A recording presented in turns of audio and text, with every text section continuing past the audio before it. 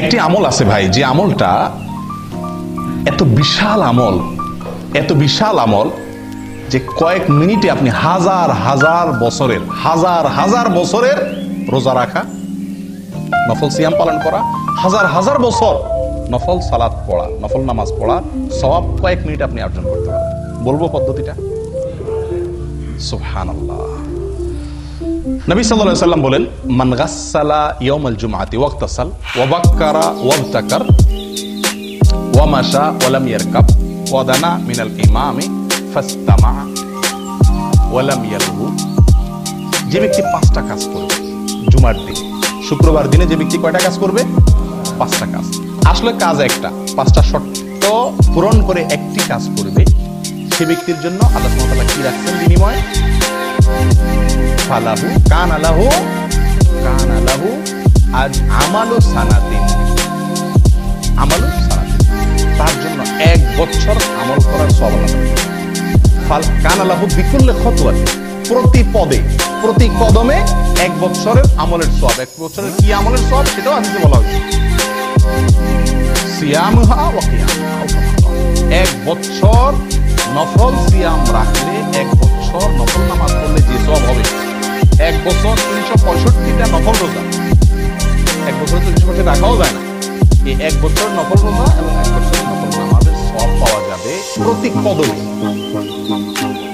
জুমার দিনে আপনার বাসা থেকে মসজিদে আসতে কত কদম দূরত্ব আছে সেটা, যদি ধরেন 100 কদম দূরত্ব থাকে, এরকম তো আমাদের সবারই বেশি থাকে, 100 কদম দূরত্ব থাকে আর 100 কদম হেঁটে আপনি মসজিদে আসেন, 5 শর্ত পূরণ করে আপনি মসজিদে আসেন 100 কদম পূরণ করে, তাহলে ওই জুমার দিনে ওই কয়েক মিনিট যে আপনি হেঁটে আসলেন, তার বিনিময়ে আপনি 100 কদমের বিনিময়ে কত বছরের নফল রোজা সওয়াব পাবেন?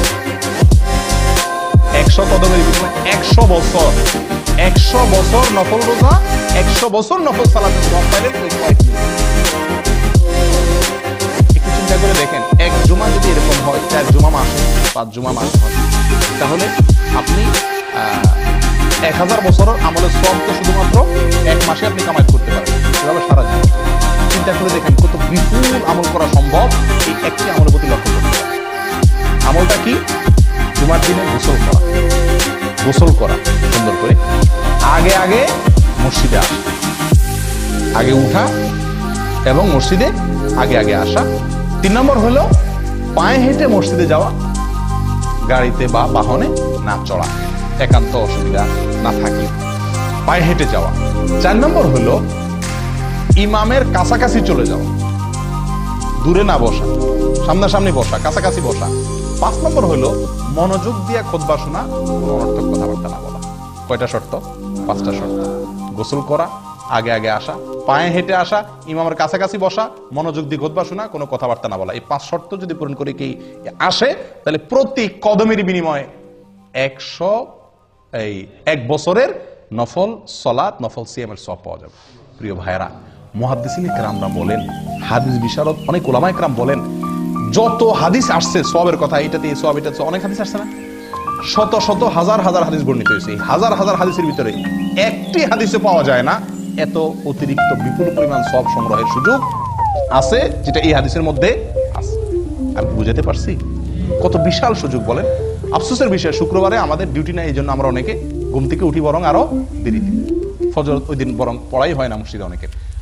আগে উঠতে হবে, আগে আসতে হবে, পায়ে হয়। 5টা শর্ত পূরণ করবেন, এই বিপুল সওয়াবের ভাগীদার হতে পারবেন। আল্লাহ তাআলা আমাদের সকলকে তৌফিক দান করেন।